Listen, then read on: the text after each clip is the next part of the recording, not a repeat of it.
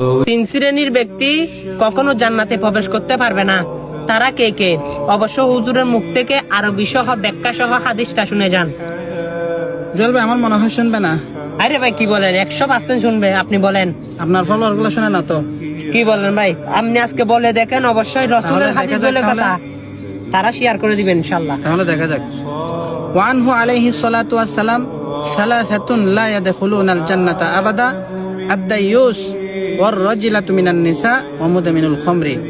হাদিসে বর্ণিত আছে, তিন শ্রেণীর মানুষ কখনো জান্নাতে প্রবেশ করবে না, কোনো অবস্থাতেই না। এক নাম্বার দায়ুস। দায়ুস যারা নিজেদের স্ত্রীকে বেগানা পুরুষদের সাথে দেখা করতে দেয়, যেমন কাফল বলাগার।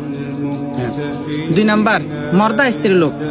ওই সমস্ত মহিলারা, যে সমস্ত মহিলা পুরুষদের মতো চলাফেরা করে এবং পুরুষদের মতো কার্যকলাপ করে, পুরুষদের মতো শার্ট প্যান্ট পরে পরে ভিডিও বানায় এবং মানুষের সামনে উন্মোচিত হয় তারা।